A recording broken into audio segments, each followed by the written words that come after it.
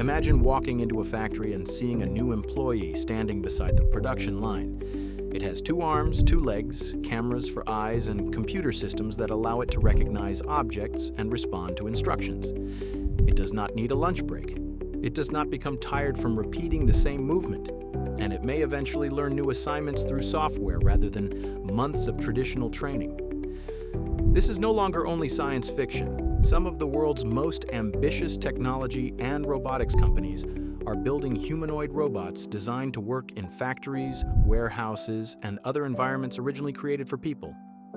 Tesla is developing Optimus. Boston Dynamics has transformed Atlas from a research project into an industrial platform. Agility Robotics has commercially deployed Digit in logistics operations. Apptronik is developing Apollo for manufacturing and material handling work. Other companies around the world are entering the same race, but impressive videos do not always tell the complete story. A robot performing one carefully prepared task in a demonstration is very different from a robot working safely, reliably, and economically through thousands of unpredictable shifts. So why are companies investing so much money in humanoid robots? What can these machines genuinely do? Where will they work first? And could one eventually take your job? The humanoid robot race has already begun, but the winner may not be the company with the most impressive demonstration. It may be the company that builds a robot ordinary businesses can actually trust. What makes a robot humanoid? A humanoid robot is generally designed with a body structure that resembles a person. It may have a head, torso, 2 arms, and 2 legs. Some designs use wheels instead of legs, while others are fully bipedal. The important idea is not that the machine must look exactly like a person. The important idea is that it can operate in spaces designed around the human body. Consider the world around you. Doors are positioned for human hands. Stairs are designed for human legs. Factory workstations are built at human height. Shelves, tools, vehicles, switches, and storage containers were created for people. Businesses have used industrial robots for decades, but traditional robots normally remain in fixed locations. A robotic arm might weld the same section of a vehicle repeatedly, while safety barriers keep employees away from it. A humanoid robot is intended to be more flexible. It could theoretically walk to different workstations, use existing tools, carry boxes, and complete several assignments without requiring a company to rebuild the entire facility. That is the attraction. Instead of changing the workplace for the robot, companies are trying to build a robot that fits into the workplace. Why is the race accelerating now?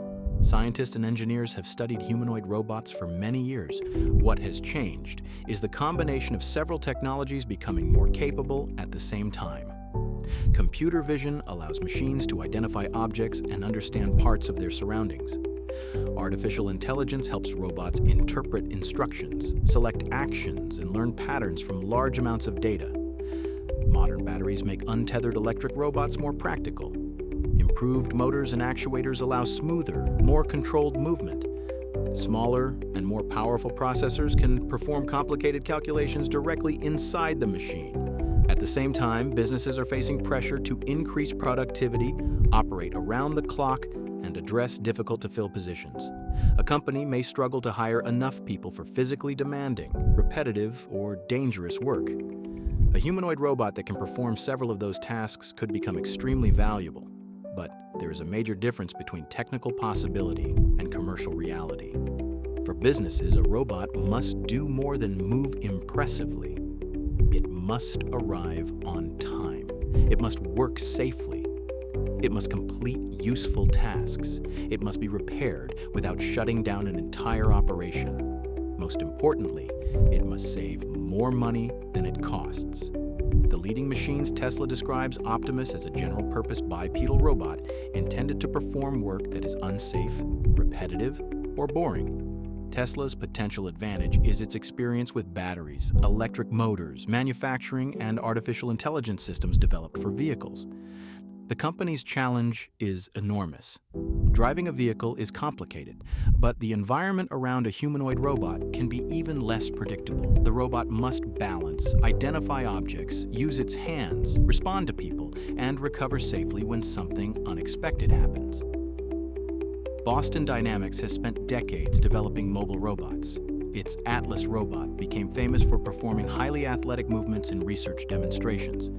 The newer electric Atlas is being positioned for enterprise and industrial work, including material handling. This transition is important. A robot performing flips may attract attention, but a robot that reliably moves automotive components through a factory could create a real business. Agility Robotics has taken a more specialized path with Digit. Digit is designed for logistics and material handling assignments. The company has reported commercial deployment in a GXO facility, where the robot has moved containers known as totes. That may sound less exciting than a robot dancing or running, but repeatedly moving the correct object to the correct location is exactly the kind of useful work businesses will pay for. Apptronik is developing Apollo, a human-sized robot intended to operate in environments created for people. Apollo is being developed for work such as moving materials, supporting manufacturing, and completing physically demanding assignments. These companies are not necessarily building identical products. One may focus on automotive manufacturing. Another may prioritize warehouses. Another may attempt to create a more general-purpose platform. The humanoid robot race may eventually produce several winners serving different industries. Where will humanoid robots work first? The first major deployments are unlikely to involve robots preparing dinner in ordinary homes. Factories and warehouses provide much more controlled environments. The floors are generally mapped. The tasks can be clearly defined. Objects are standardized. Workers can receive training. Safety procedures can be established. A robot might move containers between a conveyor and a storage area. It might deliver parts to a production worker. It could place materials into a machine and remove them when the process is complete. It might inspect equipment in an area that is dangerous for people. These assignments are repetitive, measurable, and easier to supervise. The next opportunities could include construction, mining, agriculture, disaster response, and industrial maintenance. These industries involve dangerous or physically demanding conditions where robotic assistance could reduce injuries. However, outdoor environments introduce new complications. Mud, snow, rain, uneven ground, dust, and extreme temperatures can challenge machines that performed well in a clean laboratory. As someone who spent years operating some of the world's largest mining trucks, I know that real industrial conditions are rarely as predictable as they appear from the outside. A machine may perform perfectly during a test. Then, visibility changes, the ground changes, the weather changes. Another worker enters the area. Real experience is learning how to respond when the situation no longer matches the plan.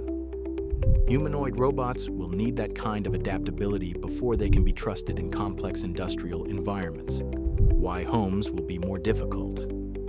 A home may appear simpler than a factory, but it is one of the most unpredictable environments a robot could enter. Every home is different. Objects are left in unexpected places. Children move suddenly. Pets run between people's legs. Floors may contain rugs, toys, cables, or spilled liquids. A drinking glass can break.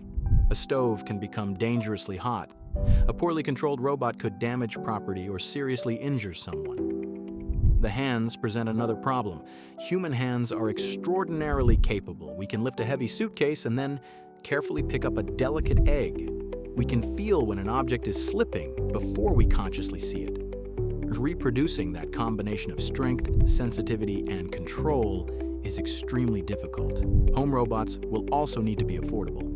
A factory may justify an expensive robot if it produces measurable value every day. Most families will not purchase a machine that costs as much as a luxury vehicle simply to fold laundry occasionally. That is why industrial work will probably develop faster than household adoption. The problems demonstration videos do not show. When a company releases a polished robot video, viewers normally see the successful performance. They do not see every failed attempt. They do not see how carefully the environment was arranged. They may not know whether the robot was autonomous, remotely controlled, or following a highly prepared sequence. This does not mean the demonstration is dishonest. Research requires controlled testing, but viewers should understand the difference between a technological achievement and a commercially reliable product. A useful humanoid robot must solve several difficult problems. First is balance. Walking on two legs is less naturally stable than moving on wheels. Second is battery life. A powerful mobile machine consumes significant energy, especially when lifting and walking. Third is manipulation. Recognizing an object is easier than gripping it correctly and using it safely. Fourth is reliability. Businesses need machines that can perform thousands of cycles without constant technical support. Fifth is speed. A robot that completes an assignment perfectly, but takes 5 times longer than a person, may not be commercially useful. And finally, there is safety. A strong machine operating close to people must recognize danger and stop before causing harm. Will humanoid robots take jobs? Some jobs and individual positions will probably be displaced. That reality should not be hidden behind comforting language.